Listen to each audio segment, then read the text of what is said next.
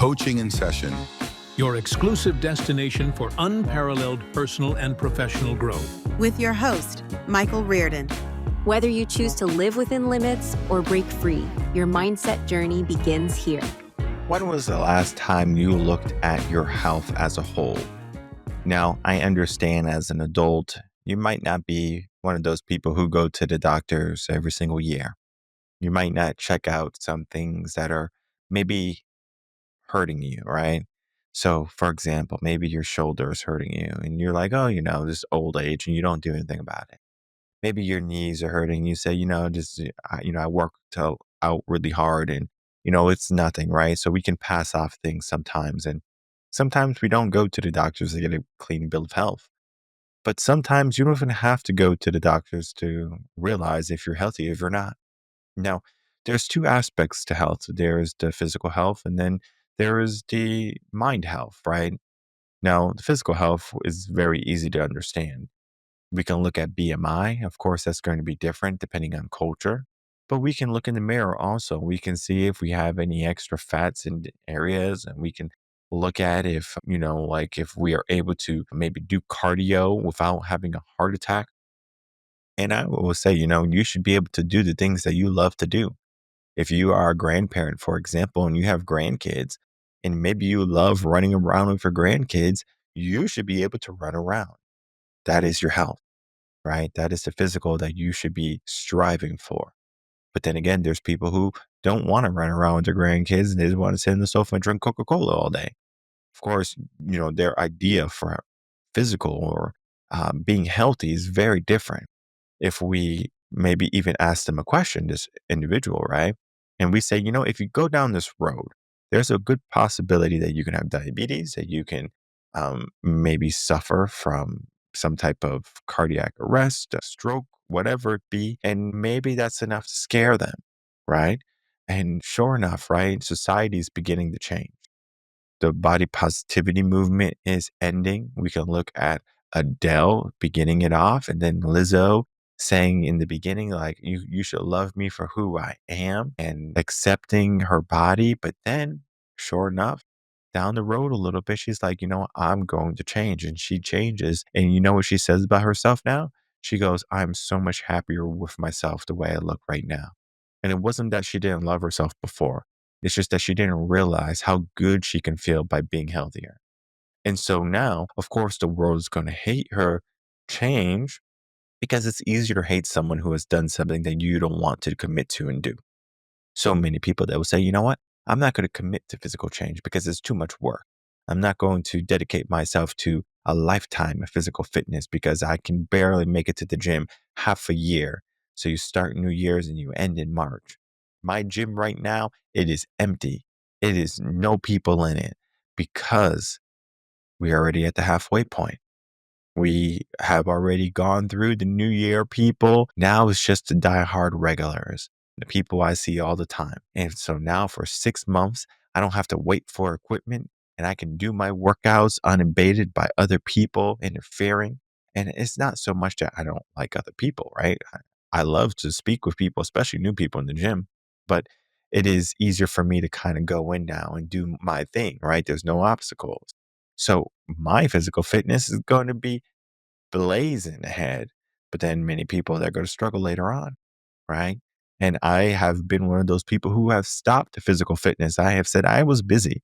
College got in the way, family got in the way, my personal life, things, work got in the way. And so, I would try to create a schedule. And I would say, you know what, my schedule is, hopefully you know, not too challenging, right? I can still go to school and I can still go to work and I can still have some time to breathe.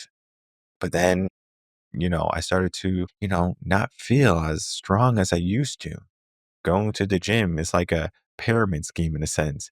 You have to have energy to go to the gym, but going to the gym gives you energy. So many people, they will love to go to the gym, right? They would have this intention of going to the gym, but then again, they can't get over the hurdle of the investment, the time, the money maybe, right? The dedication that you have to do. So the physical is one big aspect. But today we're going to be looking at a different aspect, right? We're going to be looking at brain health and mental health. because we can look at the physical and we can look at the benefits of how going to the gym can help with both our brain health and our mental health. But when we start to dissect what brain health is and what mental health is, there are going to be some similarities, there are going to be some differences. And if we can understand both, we would start to step into the physical more.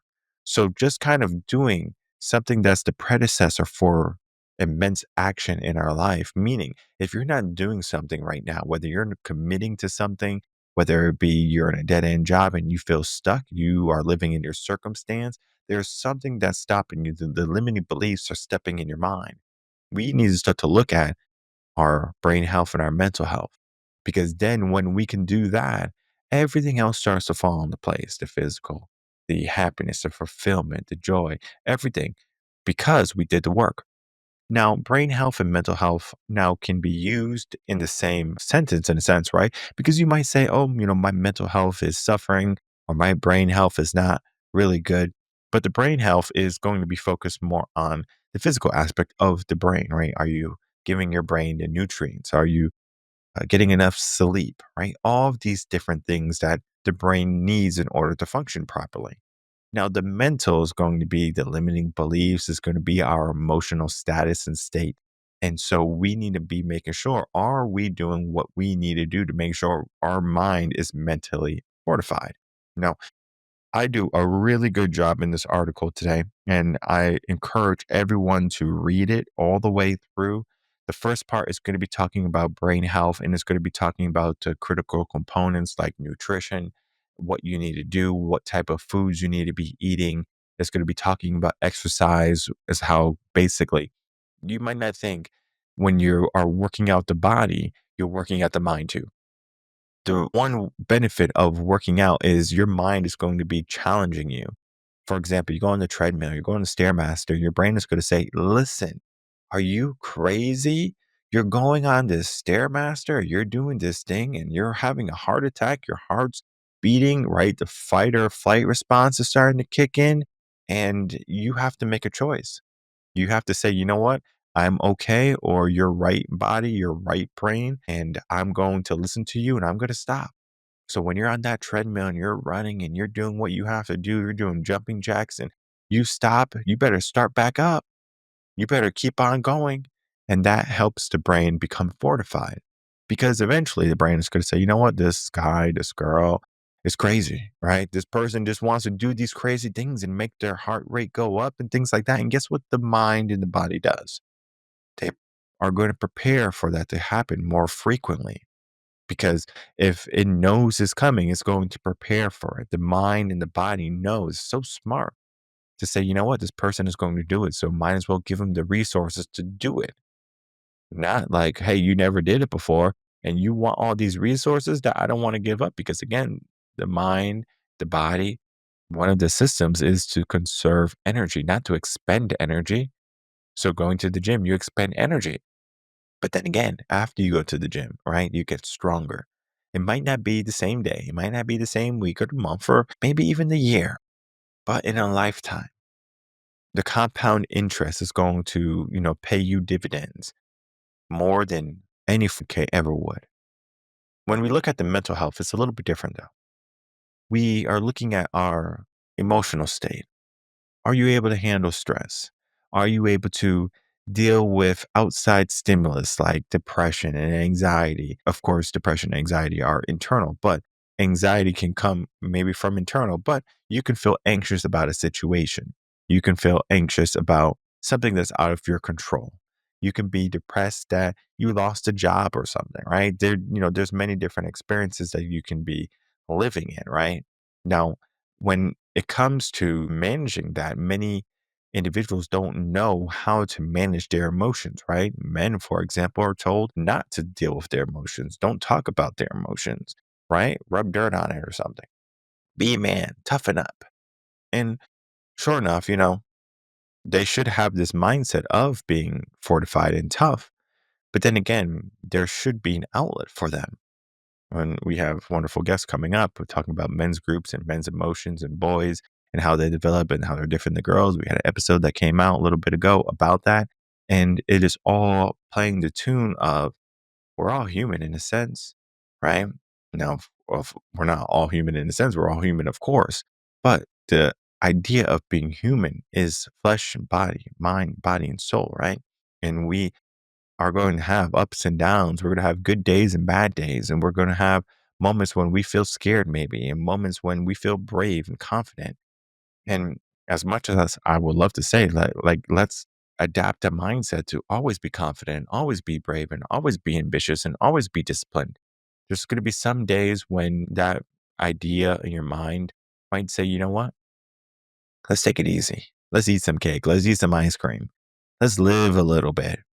And I always say you need to do the work in order to figure out how you want to live, because you can live in comfort in the sense of eating ice cream every single day and it feels good. It will feel good, right? You can live in the comfort of eating pizza or your favorite fast food every single day. Maybe you don't want to eat chicken and broccoli or rice and chicken, and you don't want to go to the gym, and you don't want to do cardio, and you don't want to do something because it is hard. It doesn't feel good. And the more you do things, whether you like it or not, you become acclimated to it. So if you don't like something and the more you do it, the better you're going to get at it and the more you're going to appreciate it, maybe. Because maybe in the beginning, you didn't like washing dishes or something. Like when I was a kid, for example, I didn't like washing dishes. And I don't know what it was, me washing dishes, but it was like, we grew up in the ghetto, right? So we didn't have like hot water or anything. And so the water would have to use is cold water. If we wanted to wash the dishes, we would have to boil water on the stove. If the stove was working, we would, do that. And then so we would have some soap and of course, and, or sponges, whatever, or rags, and we would wash the dishes, right? Now, when I don't know, it was because I wasn't tall enough or something, and I just smelled like all the chemicals and everything, or maybe like the grease, and because I didn't have the hot water. I don't necessarily know why I didn't want to do the dishes, right? It's like every single time I did the dishes, I felt like nauseous. And I was like, this is weird, right? But then, sure enough, fast forward 28 years, probably less, me able to wash the dishes. And actually, I worked at a nursing home when I was like 15, 16. And I was a dishwasher. I was, working on the line and, cooking food, things like that. But I started as a dishwasher, essentially. I would wash dishes and I didn't have any problem washing the dishes, right? There was hot water, there was good soap, we had plenty of supplies. Fast forward to today, I can wash dishes, no problem. But then again, I understood something, like during that time when I was acclimating, it felt wrong. It didn't feel right. I felt nauseous. And I know people who come out and work out with me in the beginning, they were like, I feel like I'm going to throw up. And I go, okay, that's a good feeling, right? In a sense, because your body's just trying to figure out how do I operate now, right? Because you might be pushing it to the limit. And so you have to fortify the mind. You have to have a strong mental. Now, the brain health, again, the foods we eat, the nutrients, are you taking your vitamins? Are you eating vegetables? And I mean, there's so many aspects to it. Are you sleeping well? And I understand sleeping well might be difficult if you have a newborn, and maybe you have a demanding job and you might have insomnia and you need to, look at a sleep doctor. There are things that you have to do the work for. And if you are suffering or struggling in an area, it is dependent on you to take the action, right? Everything is riding on you, right? Your success, your happiness, your fulfillment is riding on you. So you're better off making sure that you have the right mind for the job. Whatever job you want to do or accomplish later on in life, you need to be setting yourself up for that. So, brain health and mental health, again, there is a difference. It all leads to the mindset, right? Because let's say you did all the work, right? You ate healthy, you got a good amount of sleep, you did everything that you were supposed to do, right? Your brain is healthy, it's operating in good, mental waves. And of course, you can get brain scans to how your brain is functioning. And I encourage people to get a brain scan if you are dealing with something in your life where maybe you're procrastinating or if you're, not showing up in some area of your life. get a brain scan, figure out how your brain is operating at that time. Because maybe you have dealt with stress all of your life that it has become second nature to you. It feels so comfortable. Where if you are not stressed, you feel like something is wrong. So for me, if I'm stressed or if I'm anxious, I'm like, wait, something's wrong, you know? But again, there's some people who have just acclimated to that stress. Now, again, we talked about good stresses and bad stresses on the podcast. Bad stress is dead. Good stress is I have to go to the gym to work out, right? You have to figure out what that is for you. When you give yourself these stresses, they should help you with some level of progress. And if it's not helping you with some level of progress, then you need to be looking at, well, what are the good things that are going to lead to a better mental and a better brain? Because if you keep doing the things that are not strengthening the brain, right? So if you, for example, you say, all right, I'm going to go out with some friends. You say, I'm not going to drink tonight. Sure enough, you go out and your friends are saying, you're not going to drink, well, you're a baby and things like that. And you drink, right? That drink, whether you like it or not, is toxic, right? That alcohol is toxic. Your body can't use the alcohol. That's why your liver has to take away everything, all the harmful toxins. And sure enough, right, it might make you feel good. It might make you brave, like you get your bear goggles and everyone's beautiful. But now you're suffering. That brain health is now deprived of nutrients, of water, because the alcohol is going to get you dehydrated. There's so many different things now where you're suffering. So that's why in the morning you might have a headache, you have a hangover, you are literally lethargic the whole entire day. You didn't do much besides have a good night out with your friends, you thought, right? Well, that's the brain health, right? So the brain is literally trying to recover. Now, the aspect of the mental during that time, what would happen if you didn't drink? Well, my friends might not appreciate me. I might feel anxious that they're not going to want to hang out with me. I might be depressed because I didn't do or fall into line with what everyone else was doing. And I mean, we can go down the line of things that the mental is going to be thinking about, and it's going to weigh heavy on you because now you're so worried about an external stimulus versus understanding what you need to do in your day. Now, I say when it comes to other people, in a sense, like friends and maybe even family, there should be a fine line in what is allowed by you and by them. Because you want someone coming over your house and saying, hey, how you doing? Opening the door without knocking, going in your fridge and literally doing a grocery shopping in your house, right? That's not acceptable, right? And I say that it seems like common sense, but many people don't even realize it's happening. Friends might come over, they might have a good time, and then they take from you. And basically, it's like they come in and they take from your account and they don't necessarily deposit anything into your account. This is not everyone, of course. I think more people today have refined who they allow in their lives. The issue is not so much of who is in your life, but the quality of the people who are in your life. Because you could have maybe 5 to 10 people who are in your life right now. And sure enough, there's going to be people who are struggling, who might not have good brain health or good mental health because they're not sleeping well, because they're not doing the right things. Maybe, they're suffering with anxiety, and all of these things are going to be kind of rubbing off on you the more you hang out with them, right? It's the same idea of you are the proponent of the people that you hang around with. So if you hang around with 10 anxious people, I bet you're going to be the 11th. If you hang around 9 broke people, you're going to be the 10th. But we're not necessarily talking about money. We're talking about brain health. We're talking about mental health. So you're hanging around with 5 people who don't feel like life is meaningful. Maybe you'll start to look at how meaningless life is. But then again, you can hang around with people who are so exuberant about positivity, exuberant about change and, doing what they have to do. And sometimes people can put on a good front. I know people who are saying, live in the moment, be present. And sure enough, they're so anxious. They're literally trying to cover up their own emotions. So You can lie to yourself and you can say, yeah, I'm trying to cover up my emotions and I'm trying to do what I feel as if I need to do, but I'm not showing up fully. And it's because most likely you're lacking in the brain health area. You're lacking in sleep. You're lacking in the nutrients. You're lacking in the resources necessary because you might want to build a home. You might want to build a house. You might want to build a mansion, but you don't have the wood. You don't have the nails. You don't have the concrete. You don't have the skill. And so the ambition alone is not enough in our world today. You need something more. You have to give yourself the foundation. And so there's things that you can do, and I have it all in this article here, brain health versus mental health.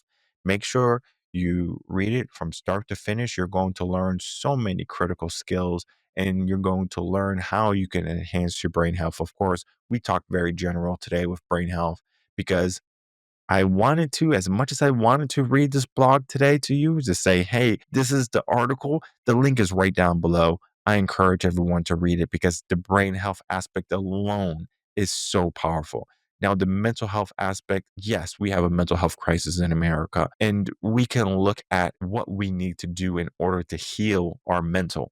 When it comes to our mental, as much as I would like to say, to do it yourself and to be, like a DIY or like do it yourselfer or something, whatever the acronym is, you should look for a mentor, a guide, a therapist, a counselor, someone who can help you on that mental journey.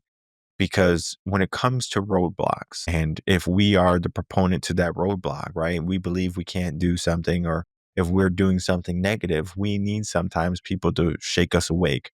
Now, if we choose not to seek any help from a coach, a mentor, guide, counselor, therapist, whatever, you're going to fall into a traumatic moment, a hardship. I always tell people, you can avoid this. You can avoid the trauma. You can avoid the hardship. You can avoid the negativity. But many people, they think, you know, I can do it myself. No, you can't. If you can, it could be a tedious journey, right? To fight the battles, to wake up in the dark and to maybe realize no one is coming to save you. Maybe to realize that you are the sole proponent to your happiness or your fulfillment and success. The obstacles that you have in your mind, the limits, you look in the mirror, you feel ugly or you feel inadequate, right? You are comparing yourself to other people. It's easy in our world today, our digital world today, to say, look at that person compared to me. Look what they have. Look what I have. And it happens unconsciously. You don't even know what's happening. And so I say it is more difficult to do it yourself in our world today. At some point, like you can become disconnected. Sure. Yes. You have definitely a higher probability, but even back then, people would leverage their communities, their churches, their families, their friends, maybe even, and organizations. One of the reasons why coaching is so big from the 80s and 90s and even till today is going to continue to be a growing trend because many people, they're trying to figure out, where can I get the help? Where can I get the support?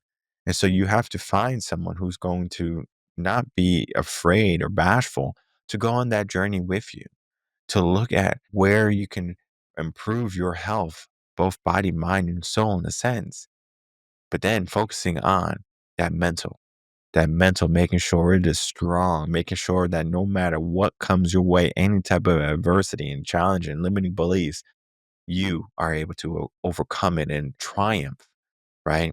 At the end of the day, can you win? Can you beat your mind? And if you can't beat your mind, if you can't go on that treadmill and run 15 minutes at 5 miles an hour, it might say something about your physical, but it's going to also say more about your mental. Because when your body and your mind is saying, stop, stop, stop, you fool, you better not stop.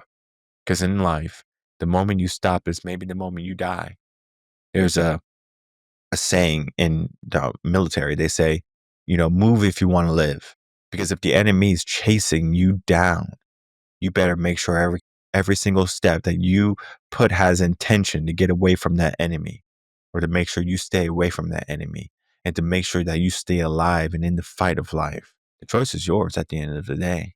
You can succumb to all the negativities, depressions, anxieties, and stresses the world is going to give you, or you can begin to work on them and embrace them and understand them, and then divvy them up in a sense and start to work through them. Because when it comes to our life, when it comes to our mind, we have to make sure we are in good brain health and mental health. It's a battle against yourself. Are you going to come out victorious? The answer or the solution lies within your mind right now.